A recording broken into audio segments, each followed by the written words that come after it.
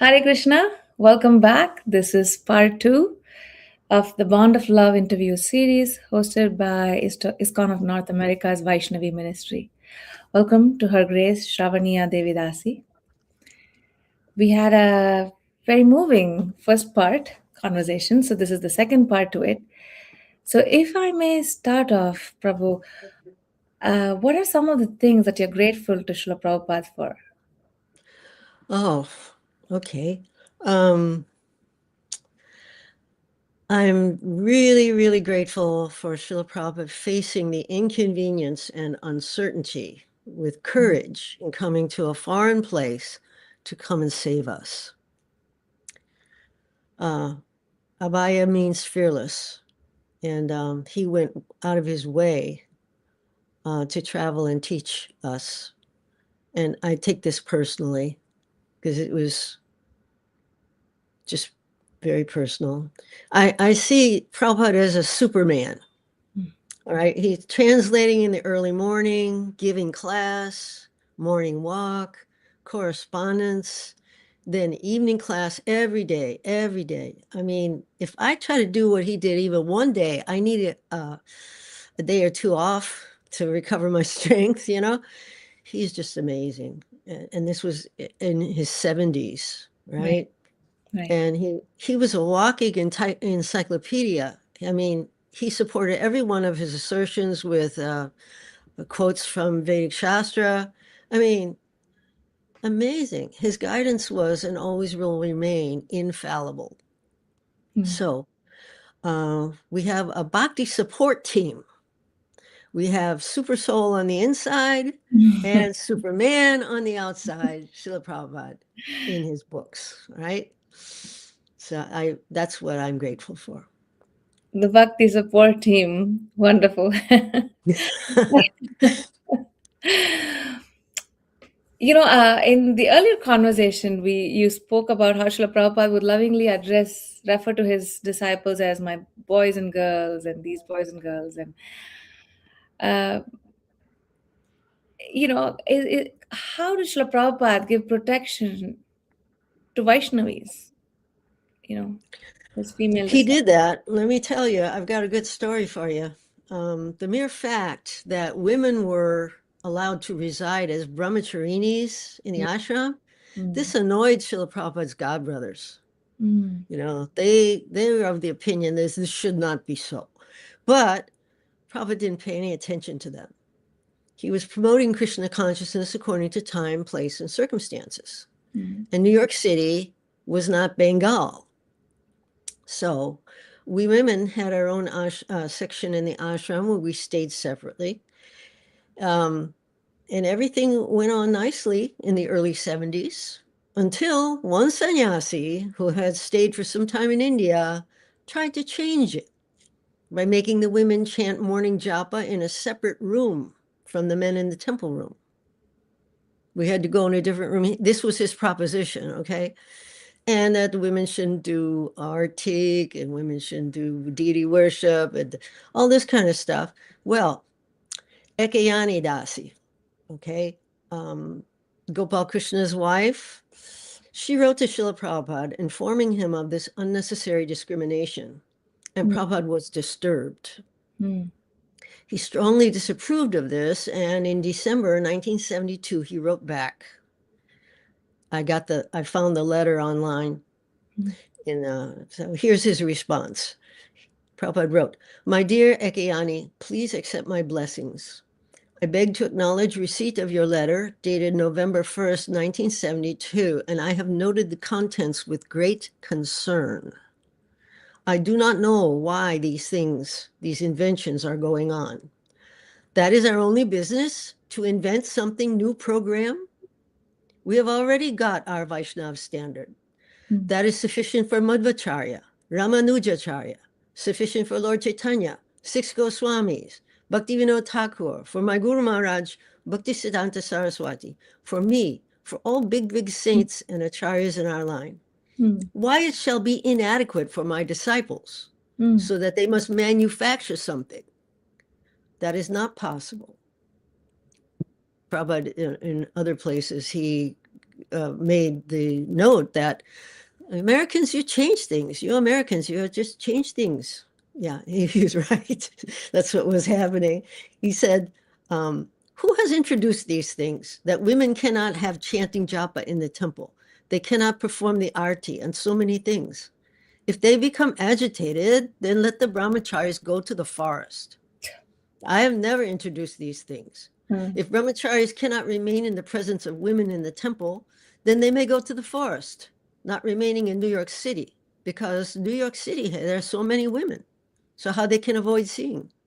Best thing is to go to the forest for not seeing any women if they become so easily agitated. But then no one will see them either. And how our preaching will go on. So the only provision Prabhupada made was that husband and wife cannot live together in the same room in the temple. That's all. Otherwise, he wrote, there is no restriction. So he went against this. And it's not the only thing he went against, but that was a good one. So this kind of thing, you find this, the women are discriminated against, especially, you probably are very much aware of this. But the number one thing we learn in Krishna consciousness is you're not your body. Right. So if I'm not my body, then why can't I do this and can't do that? You know, Prabhupada called us, you boys and girls, all become spiritual masters. Spiritual masters means to help others understand Krishna's message. Right. These letters of Srila Prabhupada are such a treasure, and they reveal to us his heart. You know, it's been so many years since Srila Prabhupada's departure. How have you, or could you share about how this relationship with Srila Prabhupada, how has it deepened over the years since his departure? Well, honestly speaking, nearly all of my devotional life I spent associating with Prabhupada by hearing his teachings, not physical association. So I didn't get a chance to be his secretary or ride in the car with him, or I didn't get the opportunity. I listened to his recorded lectures and bhajans while I did my temple service. In between, I read his books.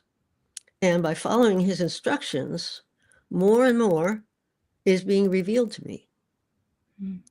So he's given me the eyes to see. Chakshudan dilode, janme janme prabhu se. Life after life, may I serve him. I feel eternally indebted to him for lifting me out of the mire of material existence. And he wants us to do the same for others as well. True. Now, when I teach people, I teach yoga students, they're interested in the inner practice. And so when I teach them, I chant 16 rounds before I give the evening class to them. And it's very powerful. Right. They really appreciate the messages and things like that. And I have one student who invited me to give at classes at the biggest yoga chain over here in Southeast Asia, Pure Yoga International.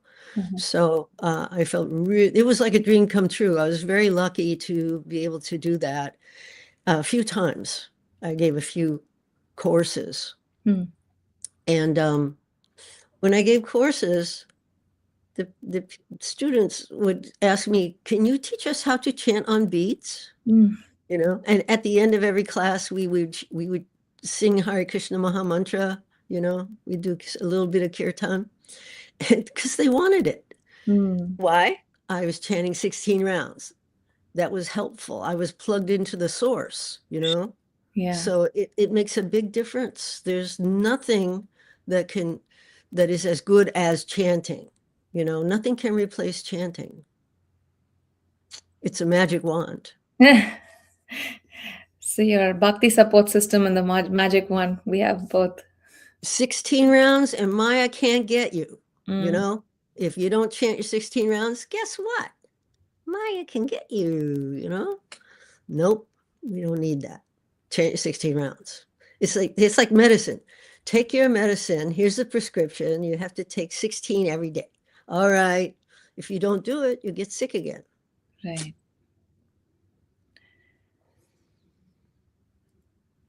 One thing that you said before, it struck me was how, for you, your main connection was Srila Prabhupada's Vani, both through Mm-hmm. recorded classes as well as his books. And that's what is keeping you continuing, your bhakti or supporting it as in all these since his departure. And you continue to give it to people. Mm-hmm. So, and ISKCON is a growing movement. This is not just a 50 or a 100-year-old movement. This is going to go for thousands of years. So, do you believe that it is important for the next generation and the generations to come who are not Prabhupada disciples to develop a personal relationship with Srila Prabhupada? Yes, definitely. Absolutely. And how do we do that? Like, why and how do we do that? Okay, here we go. Lord Sri Krishna describes a Mahatma in Bhagavad Gita. Vasudeva Sarvamiti Samahatma Sudurlabha. He knows me to be the cause of all causes and all that is. Such a great soul is very rare. Mm. And it's to such a spiritual master who has reached the mature understanding that Vasudeva is everything that one must surrender. According to Srinarad Muni, Yovidvan Sagurur Hari, such a great soul is to be considered the external manifestation of Krishna himself. So, Krishna confirms this to Uddhava in Canto 11, chapter 17. Krishna says, one should know the Acharya to be myself and never disrespect him in any way. One should not envy him, thinking him an ordinary man, for he is the representative of all the demigods. That's big. That's big. All right. So reading Prabhupada's books is direct association with him and with the others in our sampradaya. He lives forever in his books, and the follower lives with him. This is a fact. Now, let me quote a Scottish-American academic writer and literary historian named Gilbert Hyatt. Mm-hmm. And he said, regarding books, these are not books, lumps of lifeless paper, but minds alive on the shelves. Mm.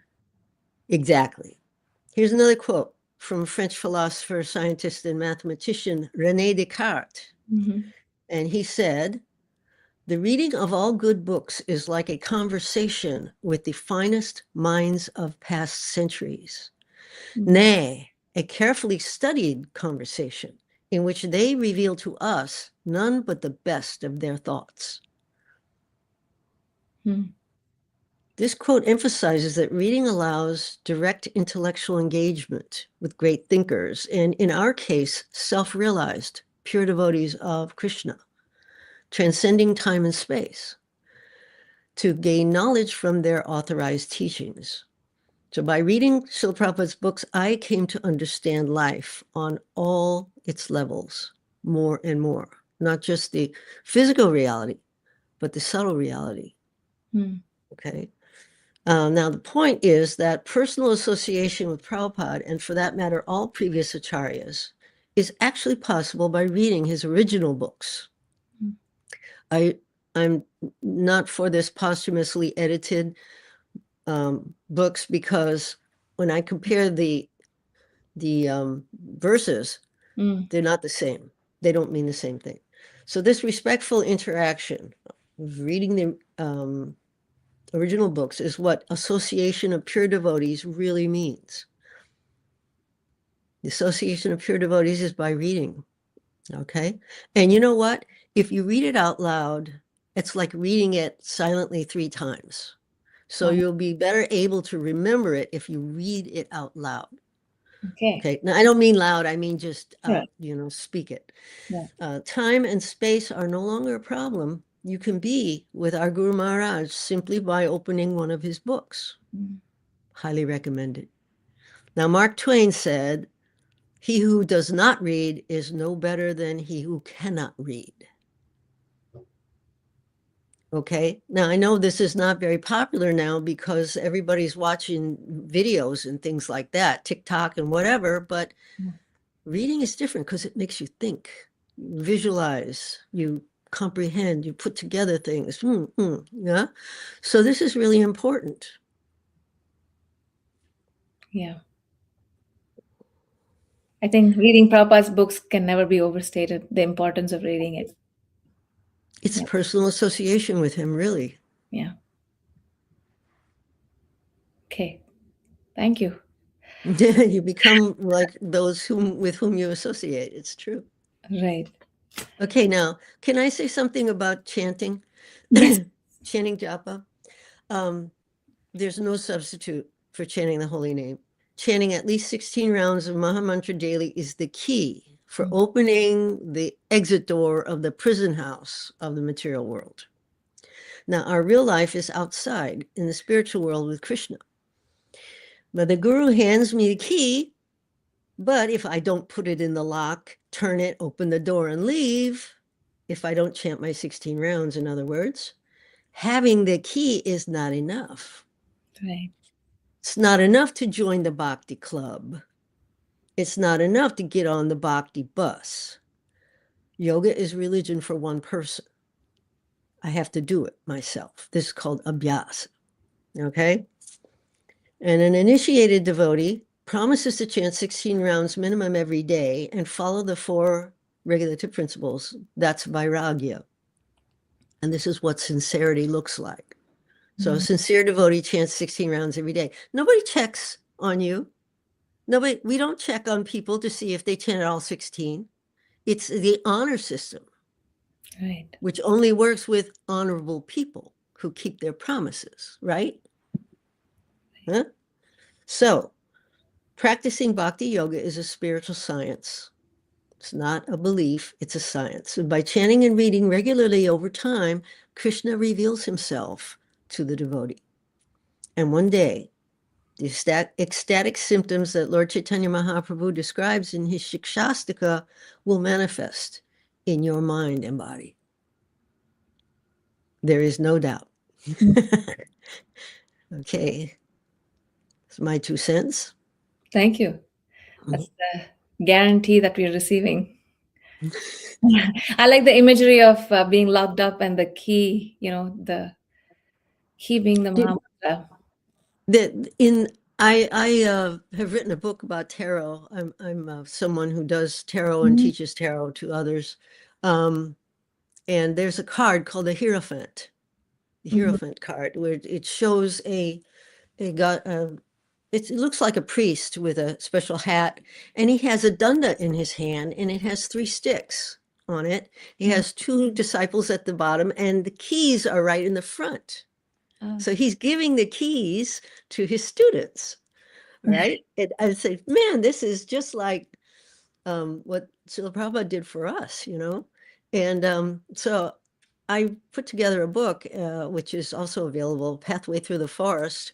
And because so much of when I teach Bhagavad Gita, I say, wow, that reminds me of that image on that tarot card. And I put that on the slide, And the students, a few of my very intelligent lady students, they said, hey, this is really interesting. Why don't you write a book about this? I wrote the book because I was pushed by some of the girls who found it really fascinating. So Bhagavad Gita, what is being taught there is so many of the tarot cards are showing these images. It's very interesting. Really? Oh, wow. Yeah. Yeah. And it takes a devotee like you who knows the Bhagavad Gita to see its teachings being taught in other places as well. Yeah. So that reminds me, You are an author of many books. You've spoken about a couple of them. You are a podcaster. Give lectures. So please tell us about a little bit about where you're stationed and your online presence. Your books and websites, podcasts, and give us a little bit about info about all those things. Well, I think the links are in the below the video here. So I have nearly 200 podcasts so far because I give classes at the ISKCON Temple twice a month, actually 3 times a month. And I get invitations from other places like Brazil or Croatia, where they, or Serbia actually, where they ask me to give class on a particular Srimad Bhagavatam verse. Mm-hmm. And I always do research on it so I can share a lot of information. And I give homework too, because that's interesting. It's important to understand these teachings, and that's what these temples really are for, is to be an educational shelter. Prabhupada called it educational shelter for people to understand about what is spirit, what is matter, and who is the controller of both. Yeah, because that's what basically all this is about. And so I'm in Hong Kong, and I've been here now for 10 years. Totally, I've been in Hong Kong for 29 years, right? And I was in Taiwan for 6 years. And so I'm on Facebook, Sravaniya Di Pecoraro, and I'm on let's see, the podcast is Barefoot Philosopher, but there's another Barefoot Philosopher. So type in Sravaniya, and then you'll find my channel. Then I have a channel on YouTube, which is Barefoot Philosopher Channel. If you type that in, you'll find my playlist of different things that I've done. But the important thing is that by hearing and by reading, you can think about what your perception is, and if your perception matches what is being given in the Shastra. And if it does, then you're on the right track. And if it doesn't, then you have to ask yourself, okay, which one is right? Why am I thinking that? Does that work? What are they saying there? And you can ask questions, and that's what devotees are supposed to be for, is to answer questions, for intelligent persons who are asking questions. Anyway, that's my little thing that I do, because I could be cooking and, doing festivals, and I don't do that. My thing is communication.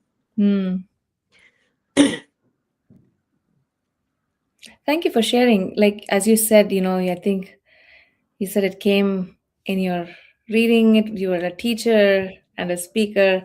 So there you go. That's the Spotify, the information to listen to Her Grace Sravaniya's podcast. And your books are on Amazon as well, under your name, Shravaniya Di Pecoraro. Is that right? 8 of them plus 2 that's been one in Mandarin and one in Spanish. Traditional Chinese Traditional characters, and one is in Spanish. Yeah. All right. And it's I guess we're almost at the top of the hour, believe it or not. An hour just went by just speaking with you. It's been an honor and my good fortune that I got to hear about Srila Prabhupada from you, from who has seen Srila Prabhupada, who continues to receive from Srila Prabhupada, and who continues to give Srila Prabhupada's wisdom to everybody all around you. So from such a personality, so I feel very honored and I feel fortunate to speak with you today. Thank you so much. Thank you for inviting me to share. Thank you. Thank you. Thank you all for watching this episode. And the Bond of Love interview series will continue to bring exemplary Vaishnavis who are walking amongst us on this planet, who are wonderful daughters of Srila Prabhupada. And it's our good fortune that we get to hear from them. So, Hare Krishna. Thank you all. Hare Krishna.